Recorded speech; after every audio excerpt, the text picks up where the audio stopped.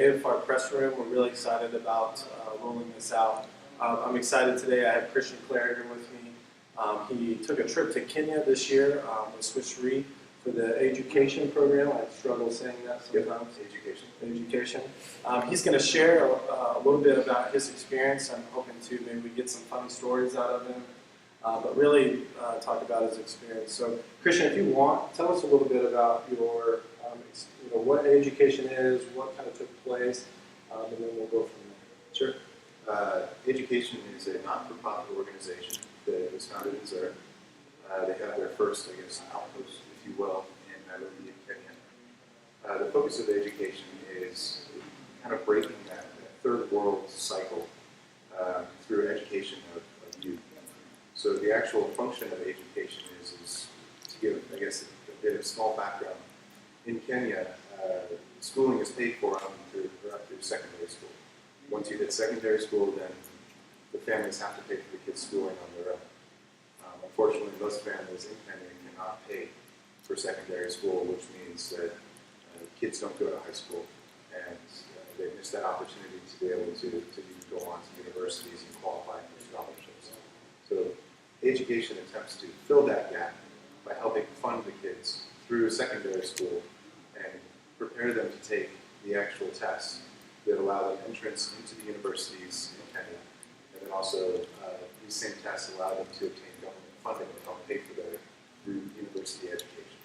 So do a lot of kids, when they go off to the university, are they usually, when they get accepted, are they usually working to put themselves through, or do they usually have funding? The kind of, top students in Kenya, when they take those exams to get placed into the actual universities, assuming that they score certain levels on those exams, they actually receive government grants. Oh, okay. That pays for their education. Their education is roughly, for 4 years of university, it's roughly 300,000 Kenyan shillings, which in US dollars is $3,000. Wow, so it's, to us, it's considerably cheaper than what we're used to paying over here. Yes. But for them, it's not. It's quite a lot of money. Exactly. So is the competition per se when they take these exams? Do normally all the kids take them, or is it a select few? They all have the opportunity to take it. Any child who completes secondary school or high school has the ability to take those exams. So that's kind of the function again of education is they bridge that gap and help pay for secondary school to get kids ready to be able to take those tests and qualify for the grants to move on with their university careers. Now, where Swiss Re comes into play is that we sponsor, or we basically worked with education to put on what was called the Swiss Re Startup Academy. And Startup Academy was focused on kids who are considered AGU alumni, ones that were university age but had paid for secondary school through education grants. We put on a week-long course for them, basically teaching them from beginning to end kind of basic business skills that they would need to open up a startup business of their own. So it kind of ranged from everything from sales and marketing to bookkeeping, financial statements, social media marketing, how to obtain funding for your business. And the lectures consisted of both people from the local Kenyan community, business people, and then also Swiss Re mentors. There's 5 mentors in total from Swiss Re that went. Oh, wow. So in the Startup Academy, what was your primary purpose or role in the Startup Academy? I was specifically selected, being part of our finance team, to teach the introduction to bookkeeping and financial statement courses. So it was two input sessions is what they referred to them as, and it was later in the week. So teaching bookkeeping compared to what you do here at Swiss Re, was it kind of a change for you?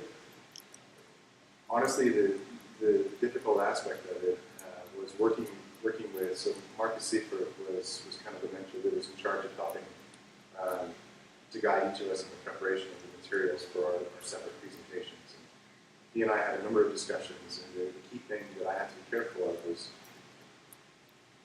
the kids themselves most of them had very little, if not any, background in any kind of accounting, bookkeeping, financial statements, anything. Really? And so literally for a lot of them, this is starting at square one. So I had to, the hard part was trying to identify some of the key concepts and how to package them in a way that hopefully could be picked up by the kids over the course of like literally a 30 to 45 minute input session. But not getting too complex that it just kind of went in one ear and out the other. Did you see that when you were in your input sessions, did you see like an eagerness to learn from the students that were there? Were they kind of like a hunger for knowledge? The students, the kids were absolutely fantastic. And the fact that I taught them intro to bookkeeping and financial statements on Thursday, before they had to basically prepare the final presentations for their startup companies on Friday and present them, the amount of, I'm trying to think of the best way to say it, the way that they were able to basically take the knowledge and them coming up with pro forma like income statements and stuff that were used in actual presentations for the startup companies. They picked it up quicker than I think most kids in university here did. Oh, wow. Over the course of basically 24 hours. So great knowledge retention, putting it into practice. Very bright. Wow. Very, very bright. So you got top notch. You got the best of the best, the cream of the crop. Yeah, and that's honestly who education shoots for is these kids that have just incredible knowledge, just very, very smart, super high potential. Sure. They're the ones that the country, Kenya as a country, these are the kids that Kenya is hurt by the most when they lose the opportunity to have that education. Sure. So what was the probably the most exciting experience or takeaway you had from the trip or experience? The singing and the dancing of the students. Every morning they would recap the previous day by doing songs and dances. Okay. Every time there was a session that was finished, whoever taught the session, one of the students would volunteer to come down and do an appreciation. And they would say something very nice about, thank you for presenting this information, and then they would either do a song or a dance as kind of a tribute to them.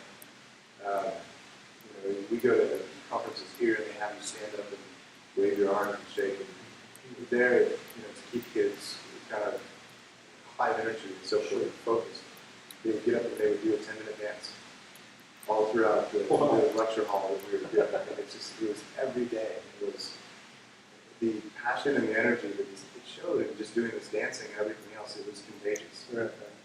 I'm a terrible dancer. You want to give us a little flavor of what? No. Oh, okay. I thought I would try. So that to me was one of the most incredible things. And it's speaking with the kids and just seeing them dance and the joy that they just kind of exuded while they were dancing, but then talking to them, on the tea breaks or the lunch breaks or just before or after the sessions and hearing the absolute horrific conditions that they came from, the adversity that they have faced over their life, and even on a daily basis. I mean, some of them just had what they had to deal with to even get from their homes to the actual startup academy. And they just keep on dancing.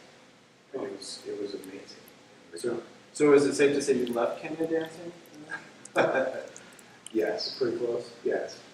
So what would you say if you were to kind of drive home like your main, like your personal takeaway, kind of how the experience affected you, like something you brought back to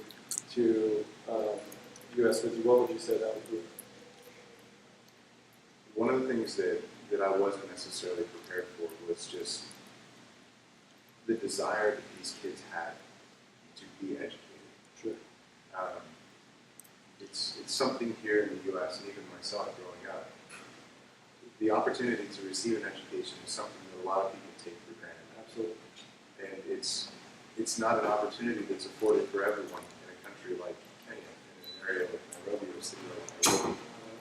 And so many different stories that these kids would tell, and they all seem to end with, I have to get this education. I mean, this is my only chance. They do it.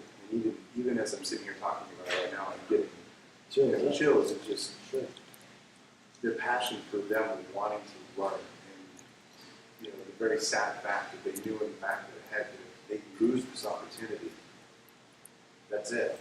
They're not getting it again. I mean, they're basically stuck then in poverty for the rest of their life, back into the cycle. So like a sense of desperation. I wouldn't say that. I would say determination. Determination is a better word. You know, one of the girls in the academy, her startup idea wasn't one of the ones that ultimately was picked, but I did one of the one-on-one mentoring sessions. I spoke with her. Her name was Esther, and she was from more of the coastal region, an area called Lindy. And her dream was she wants to open a spa. Oh, cool. And when she spoke to me about the spa, it was funny talking to her. So I said, "Oh, the spa is something that you really want to do." And she looked at me and she said, "No, the spa is something I'm going to do." Oh, wow. It's a totally different mindset then. Yeah. And the way that they approach just education, you know, the future. Yeah. Wow. Yeah, completely different. Wow.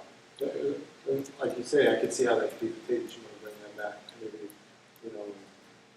Well, there was one interesting exchange that I actually had one day speaking with Gerhard while he was, after I think one of the sessions, and I posed the question to him and said, "Gerhard, what kind of benefit do you think it would provide to one of these students if we were to transplant them into the U.S. or the European education system?" And he thought on it and he said, "Yes, it would be obviously a very beneficial thing for them. Perhaps sky's the limit." And he kind of turned the tables and asked a very good question back and said, "What do you suppose, on the other hand, would happen if we took one of the students from the U.S. or the European educational system and put them into the Kenyan education system?"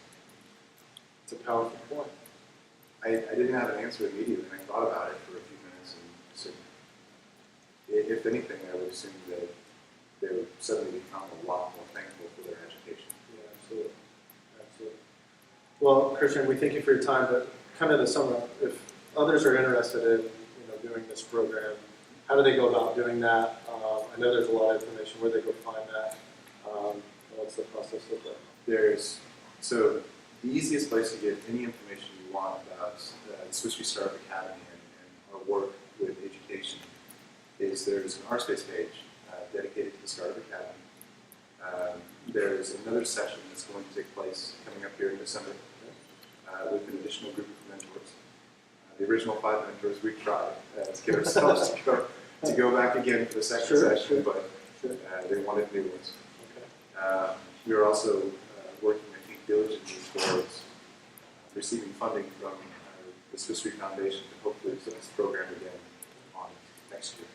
So, for any information, I highly recommend visiting the RSpace page. Okay. Well, there you have it, folks. Thanks, Christian, for your time. We appreciate it. Stay tuned. There are more AFR Press releases to come, more exciting interviews. For now, we'll sign off.